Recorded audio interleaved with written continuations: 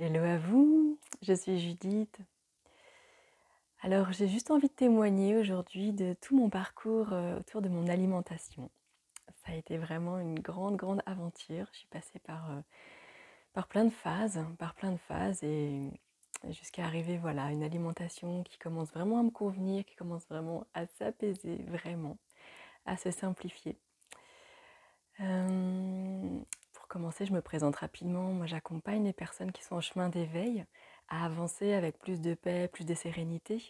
J'utilise beaucoup l'alimentation pranique, se nourrir de lumière, le pranisme, qui est de se nourrir de l'énergie universelle, le prana qu'on trouve autour de nous, à l'intérieur de nous, qui nous permet une connexion au divin, une connexion à notre pouvoir personnel, à notre magie.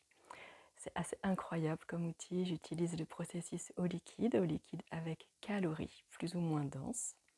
C'est-à-dire, on va boire des jus de fruits, tout comme aller manger des purées sans morceaux pendant souvent un cycle de 21 jours, avec un accompagnement autour, pour aussi beaucoup soutenir le système nerveux, réguler son système nerveux, la gestion émotionnelle, qui est pour moi aussi une grande clé sur notre chemin d'éveil, de trouver le calme en nous, la sécurité à l'intérieur de nous. Ça passe par une régulation du système nerveux parce qu'on peut se dire en sécurité, on peut se dire qu'on veut le calme, quand physiologiquement on a été habitué à être dans un état de stress constant, un état de vigilance constante. On ne peut pas s'en sortir comme ça juste par la pensée. On va avoir besoin de passer par le corps, de passer par la relaxation. Voilà pour la petite présentation. Alors mon parcours alimentaire.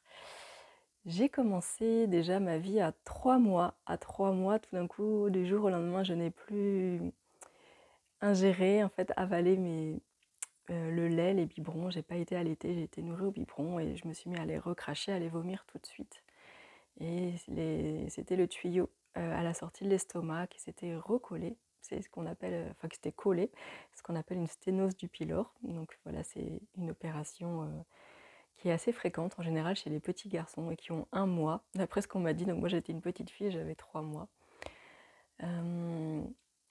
J'ai reconnecté avec cette période et en fait c'était une manière de dire à mes parents arrêtez de me donner ce lait en poudre qui ne me convient pas du tout.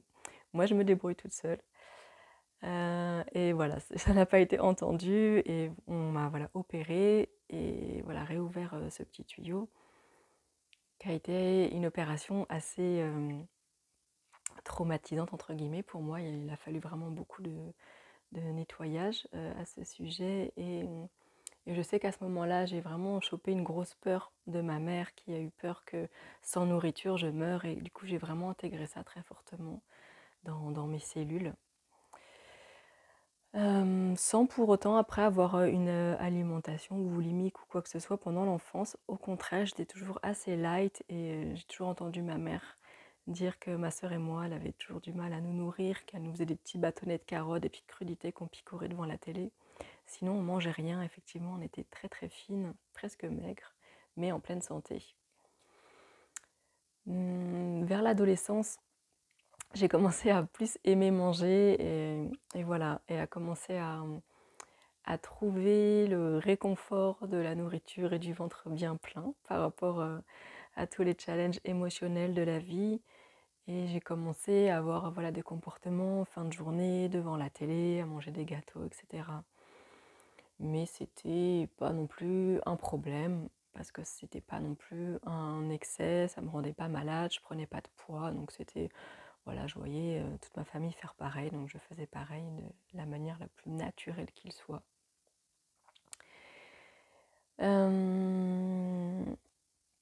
Et puis j'ai travaillé en magasin bio, enfin en magasin du coup alimentaire. Et là j'ai commencé à observer chez moi une difficulté à ne pas grignoter tout le temps. Il y avait beaucoup de petits gâteaux qui traînaient dans la salle de pause, de paquets qui avaient été abîmés, que du coup voilà, on récupérait. Donc il y avait beaucoup de nourriture à profusion tout le temps. Et là, je ne pouvais pas, je constatais vraiment que je ne pouvais pas m'empêcher de grignoter tout au long de la journée dès qu'il y avait une opportunité. Tout comme quand il y avait des buffets Je remarquais aussi que je ne pouvais pas, ne pas être tout le temps, avant qu'on commence à manger en fait. J'étais vraiment en vigilance tout le temps, quand est-ce qu'on va pouvoir manger? Puis dès que c'était, voilà, socialement admis d'aller se servir, je me servais en hâte et je me remplissais l'assiette comme si j'allais manquer, comme si je me servais pas la première j'allais manquer. Et je constatais ça, qu'il y avait vraiment pas de tranquillité, que je me goinfrais et dès qu'il y avait beaucoup de nourriture à profusion, en fait, ça me mettait dans un état assez, agité intérieurement. Bon voilà, tout ça c'était pas non plus bien grave, jusqu'à ce que je passe par une période très, très difficile de ma vie, où j'ai accompagné ma maman qui avait déclaré en même temps, juste à la suite du décès de mon beau-père, la maladie d'Alzheimer et un cancer du sein, où il fallait opérer, avec l'ablation du sein, faire les chimios et cetera. Donc j'ai habité pendant 1 an avec elle, pour la soutenir dans tout ce passage avant qu'elle finisse par être placée, enfin qu'on la place dans une maison de retraite. Donc pendant 1 an, ça a été très très difficile, vraiment très très difficile au niveau émotionnel. Là, j'ai eu aucun problème avec la nourriture, j'étais dans un état de choc pendant 1 an en fait. Donc voilà, j'ai peu de souvenirs de ce que je mangeais. Je crois que je mangeais de manière compulsive, mais voilà, c'était pas un problème. J'avais tellement d'autres problèmes que j'étais absolument pas tournée vers ce que je vivais moi. Par contre, voilà, une fois qu'elle a été placée, plusieurs mois après, avec mon chéri, on a commencé à acheter une maison, à rentrer dans les travaux. Ça a été hyper compliqué. On a fait 2 ans de travaux au total. On a vraiment tout refait de A à Z. C'était pas du tout prévu. Et au début de ces travaux-là, j'ai fini par atterrir chez ma sœur, en fait, où voilà, on vivait tellement dans un chantier. Il commençait à faire très froid, on dormait dans le petit garage, un petit garage juste en parpaing avec voilà, une sorte de tôle ondulée. Enfin, c'était un peu du grand n'importe quoi, comment on s'était organisé pour ça. Il faisait très très froid, donc j'avais passé 15 jours chez ma sœur. C'était l'époque où avec voilà, mon conjoint on commençait vraiment à rentrer en conflit, et puis moi je digérais tout ce que j'avais vécu avec ma mère, et c'était assez épuisant moralement. Je travaillais encore en magasin bio, ça me fatiguait parce que c'était pas aligné pour moi de voir autant de monde tous les jours par rapport à mon profil énergétique. Donc j'ai commencé, voilà, pareil, dans une période à ne pas être bien. Et c'est là que j'ai remarqué ma première compulsion alimentaire, de manière très très claire, où je grignotais un soir les céréales de mes neveux. Je crois que personne n'était là, j'étais toute seule avec, voilà, je me suis dit, bah tiens, je vais leur prendre un peu dans leurs céréales. J'avais rien de sucré à manger un soir et je n'arrivais pas à m'arrêter. Et je commençais à voir le paquet descendre et me dire, mais non, mais c'est les céréales de mes neveux, enfin voilà, faut vraiment que j'arrête. Et je n'y arrivais pas. Et là, je me suis dit, bah là, ça va pas, ça va pas. Je voulais vraiment arrêter et je n'y arrivais pas. Donc c'est mon premier souvenir d'une compulsion alimentaire voilà, qui a continué de manière voilà, plus ou moins consciente. À cette époque aussi, je constatais que je n'arrivais pas à être rassasiée à la fin des repas. À la fin des repas, je sentais que voilà, j'avais mangé à satiété, que mon ventre était plein, que je n'avais plus faim.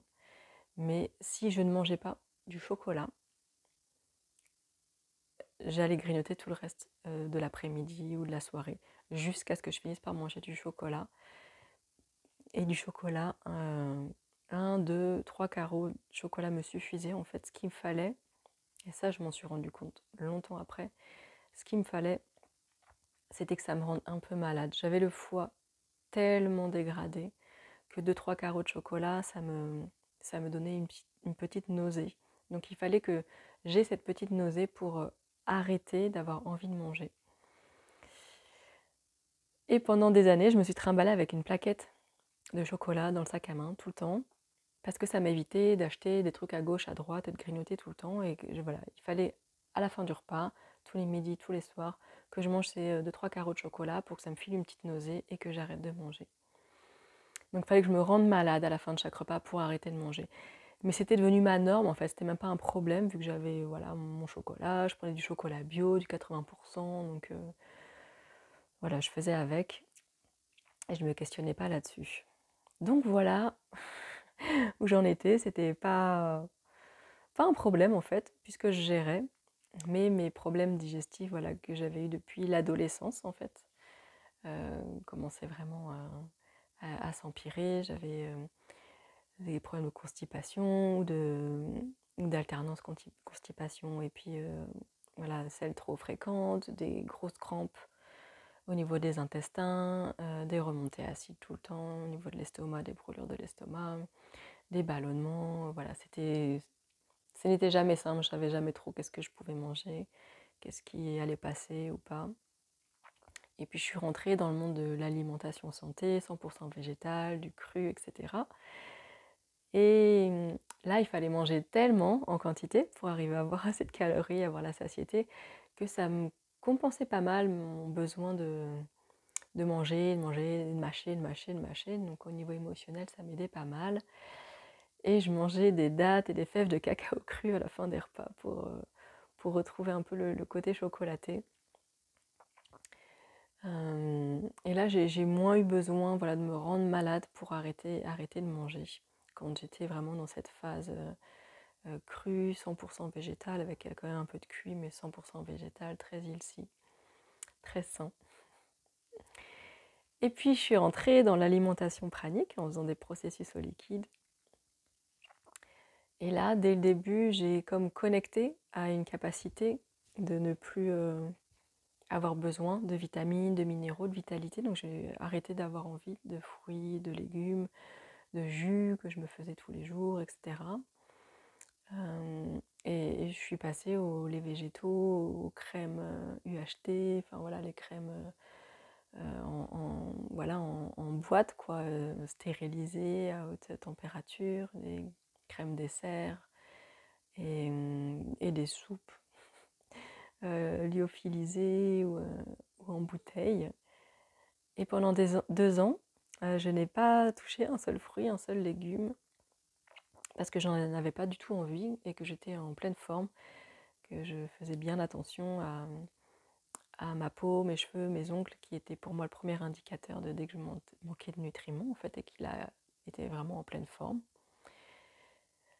Alors c'était pas, et j'en ai déjà parlé, c'était pas l'alimentation que je rêvais d'avoir, parce que au niveau de mes valeurs, moi je préférais soutenir des petits producteurs du coin plutôt que des grosses entreprises et des grosses industries agroalimentaires. Mais c'était ça qui me rendait heureuse, qui me faisait du bien, qui me mettait en santé, donc j'avais accepté. Et au bout de 2 ans, j'ai fini par quand même faire une prise de sang, par curiosité, pour voir si ça allait bien. Et tout allait bien, même mieux qu'avant, donc c'était parfait.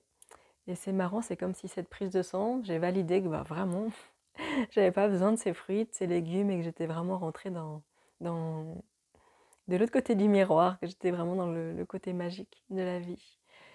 Et j'ai eu envie de remanger des légumes alors cuits en soupe.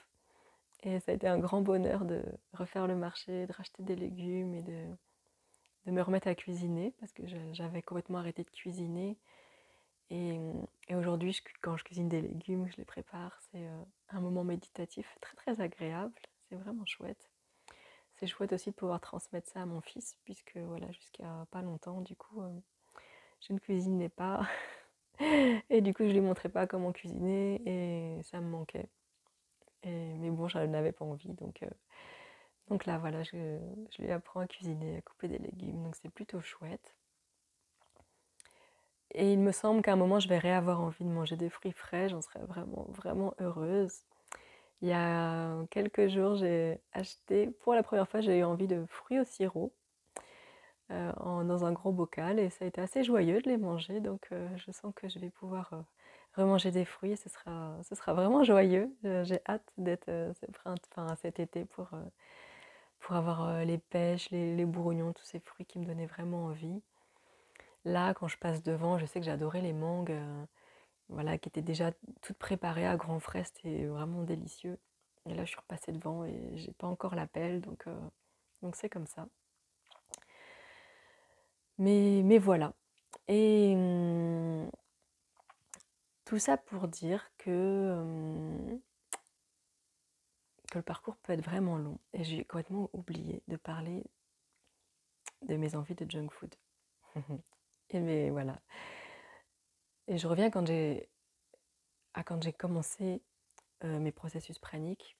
Du coup, ça m'a enlevé toutes ces envies de fruits et légumes et à la place, j'avais envie de junk food, de pizza, de frites, de fougasse, de pain, de fromage, de biscuits apéritifs. Donc j'ai été happée là-dedans. Je me suis mis à bien les digérer, donc je les mangeais, je les mangeais, je les mangeais, je les mangeais.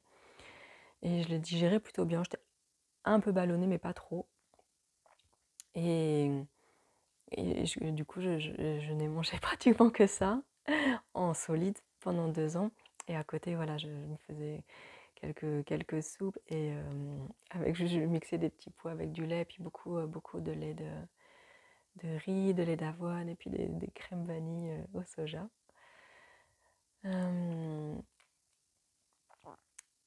Tout ça pour dire que j'étais vraiment bloquée dans ces envies de junk food et je ne savais vraiment pas comment en sortir. Et, et pour moi, je le comprends aujourd'hui parce que d'un côté, j'ai enlevé mes envies de vitalité, mes besoins de vitalité, pardon, de nutriments, etc. Et de l'autre côté, j'avais des parasites dans les intestins qui me réclamaient cette junk food, et mon foie qui était complètement bloqué sur les dernières choses qu'il avait mangées, qu'il n'en pouvait plus, qui étaient frites, pizza, etc. Et qui me réclamait ça. C'est quand d'autres personnes dans le pranisme depuis plus longtemps m'ont parlé des cures de détox, dont certaines marques, et ça vous pouvez tout trouver sur mon site, la marque Zen Cleanse que je conseille. J'ai fait des vidéos dessus qui sont vraiment formidables, mais vraiment formidables, à base de produits complètement naturels, de fruits et légumes, enfin bref, c'est pas le sujet, mais elles sont vraiment chouettes, vraiment très puissantes. Donc grâce à ces cures de nettoyage, j'ai fait des intestins et le foie, ça m'a enlevé mes envies de junk food. Une cure intestin, une cure foie, plus d'envie de junk food, et plus trop envie de gluten, plus trop envie de gras, vraiment envie de choses beaucoup plus saines, entre guillemets, en tout cas plus simples à digérer, plus légères à digérer. Donc ça a été aussi un gros cadeau. Et les compulsions alimentaires ont continué, mais pas parce que j'avais envie de junk food, etc., mais c'était émotionnel. Donc j'ai enlevé une couche des compulsions, puis j'ai pu arriver à la couche du dessous, qui étaient les compulsions émotionnelles. Et je suis vraiment en phase là de sortir de ces compulsions émotionnelles qui sont en train de se diluer lentement mais sûrement. C'est vraiment, vraiment joyeux. J'appelle même plus ça des compulsions mais de la gourmandise aujourd'hui. Ça a été déjà travailler beaucoup sur la régulation de mon système nerveux. De me calmer, revenir au centre, revenir au centre, revenir au centre, comme un entraînement. Et puis aussi de comprendre le fonctionnement de mon système nerveux aussi. Donc régulation du système nerveux. J'ai pris des petites notes parce qu'il y a vraiment plein de choses que j'ai envie de vous dire. Ouais. Accepter la compulsion, d'être dans la totale acceptation, la non-résistance et la totale acceptation de la compulsion alimentaire, de cette envie, de cette émotion, et de manger, et d'être dans la totale acceptation après d'avoir le ventre lourd, d'avoir trop mangé, et d'avoir accepté tout ça, et de ne plus résister aux expériences que la vie m'emmenait. Par-dessus ça, j'ai ajouté le dernier exercice que j'ai reçu il n'y a pas longtemps, qui est un outil, la cascade de lumière, que j'ai déjà partagé et que je propose très régulièrement sur mon groupe Facebook qui est ouvert à tous. Et vous pouvez retrouver les replays de tout ce que j'ai déjà proposé dessus, qui est de se laisser traverser par le flot divin, qui permet de dissoudre en fait, de dissoudre ça. Donc quand je me sens dans une émotion qui me donne envie de manger, juste d'accepter ça et puis de me laisser être traversée, en fait ça dissout. Et puis après, moi j'ai plus envie de manger. Ou sinon je vais manger un peu mais pas beaucoup, et puis juste par gourmandise. Et puis c'est plus du tout un problème. Et maintenant ce qui vient, c'est que j'ai comme l'estomac qui se rétrécit. Et là où je mangeais voilà, une certaine quantité le soir, parce que je mange solide que le soir, toute la journée je suis au liquide. Et déjà, je bois peut-être beaucoup moins de liquide, et puis c'est comme si mon estomac rétrécissait de jour en jour et je mange de moins en moins. Alors c'est dommage, j'avais acheté plein de choses intéressantes à manger, et puis en fait, je suis très très vite calée. Donc voilà, et c'est encore un autre chemin, Et plus j'accepte, moins je résiste, plus c'est magnifique. Ça, c'est des choses qu'on sait bien, on l'a bien entendu, mais d'appliquer à chaque moment différent de notre vie, ça c'est encore une autre histoire. Donc voilà ma longue, ma longue histoire avec la nourriture, les différentes alimentations, mon rapport alimentaire. Je sais que ça peut toujours être inspirant et réconfortant d'entendre les histoires des autres, donc voilà pourquoi je vous ai raconté la mienne. Et si vous êtes intéressé par l'alimentation pranique, pour travailler avec moi sur expandre votre lumière et puis voilà, vous ouvrir à la lumière pranique, que ce soit un premier pas ou aller encore plus en profondeur, je propose un prochain accompagnement, le cercle pranique de printemps, qui va commencer le 22 avril sur 6 semaines, qui va être mixte, donc ouvert aux hommes. Donc je suis vraiment ravie de recevoir. Moi, je reçois un peu ce que j'offre, c'est voilà, je les reçois, puis il y a une certaine âme à cet accompagnement. Et je suis assez guidée sur voilà, qu'est-ce que je vais proposer pendant cet accompagnement. Et ça a toujours été pour des femmes, et là, voilà, c'est pour des hommes aussi. Donc je suis ravie de ça. L'énergie de cet accompagnement est de se reconnecter à l'amour universel, d'ouvrir notre cœur et de se connecter à l'amour universel et pour nous le renvoyer. Pour s'aimer en totalité, pour aimer notre incarnation dans toutes ses facettes, aimer notre corps, aimer nos émotions, nos pensées, nos croyances limitantes, aimer notre vie, aimer notre famille, aimer notre conjoint tel qu'il est, aimer notre travail, aimer notre société telle qu'elle est. Aimer notre monde tel qu'il est, c'est ça, vraiment être dans l'amour de notre divine incarnation. Ça ne veut pas dire être d'accord avec tout, mais ça veut dire juste être dans l'amour et l'acceptation de tout ça. Voilà le programme. Si vous avez envie d'en savoir plus, vous avez le lien juste en dessous de la vidéo. Si vous sentez que cette vidéo peut être inspirante pour d'autres personnes, alors n'hésitez pas à mettre un petit pouce en l'air, à partager, à commenter, à vous abonner. Et puis moi je vous dis à bientôt, je vous embrasse.